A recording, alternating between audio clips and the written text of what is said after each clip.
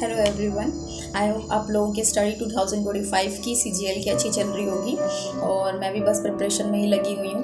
तो जिन बच्चों का 2024 में अच्छे नंबर आए हैं उनको कॉन्ग्रेचुलेशंस, और जिनका कुछ मार्क्स से रह जाएगा इस बार या फिर जिनके कम मार्क्स आए थे तो जो अगले के लिए प्रिपेयर कर रहे हैं, 2025 के लिए प्रिपेयर कर रहे हैं, तो स्टडी सबकी चल ही रही होगी।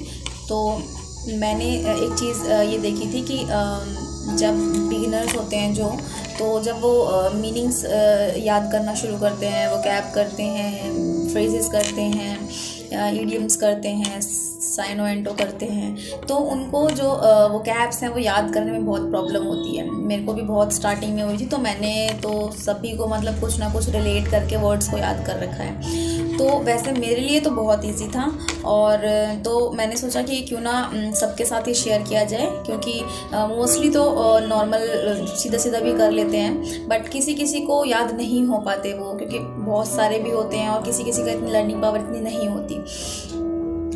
तो उनके लिए मतलब एक ट्रिक के माध्यम से याद करना इन चीज़ों को बहुत इजी हो जाता है। तो उन लोगों के लिए ज़्यादा बेनिफिट होगा वीडियो। तो मैं एक सीरीज़ लाने वाली हूँ जिसमें मैं सभी ब्लैक बुक को हम बेस मानेंगे, और उसी के बेस को मानते हुए हम ट्रिक के थ्रू जो है वर्ड्स को और फ्रेजेस को, इडियम्स को सबको याद करेंगे। तो ये सीरीज़ एक दो दिन में मैं ले आऊँगी, और हम 5-5 या 10-10 वर्ड करके जो है लेकर, और उसको मैं एक बार समझा दूँगी, तो आपको उस तरीके से इजी रहेगा याद करने में।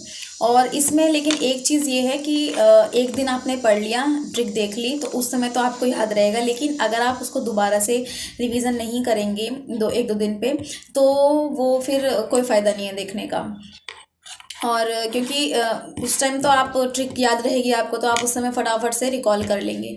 तो इसमें यही है कि अगले दिन जब आप दूसरी वीडियो देखेंगे तो पहली वाली वीडियो का रिवाइज करना है, वर्ड्स को ब्लैक बुक से करना आपको। आप ब्लैक बुक से सारी वर्ड्स को निकालना, जो ट्रिक मैंने बताई है, जो आपके दिमाग में याद रही जितनी अगले दिन, उसको उससे रिकॉल करना। उसके बाद फिर अगली देखना, या जो रह गया उसको भी पढ़ के अगली वीडियो फिर शुरू करना। तो या फिर आप अपने बुक में ही या किसी कॉपी में उन ट्रिक को कहीं कहीं लिख लेना, जिससे कि मतलब एक कुछ थोड़ा सा वर्ड ही उसका कि याद आ जाए कि हाँ ये था इसका, तो उससे याद रहेगा। तो देखो, हमें लिटरली एंड में करना क्या है, सिर्फ वर्ड्स को याद रखने हैं, सारी चीज़ों को, जितने भी one word, idiom, phrases and साइनो एंड जितने भी याद करने होते हैं, मैं पूरी ब्लैक बुक ही मान लो। तो हमें क्या है, एंड में हमारा ये कि हमें चीज़ें याद रखनी है कैसे भी करके। तो ये एक तरीका मुझे सही लगा था, तो जो कि मैं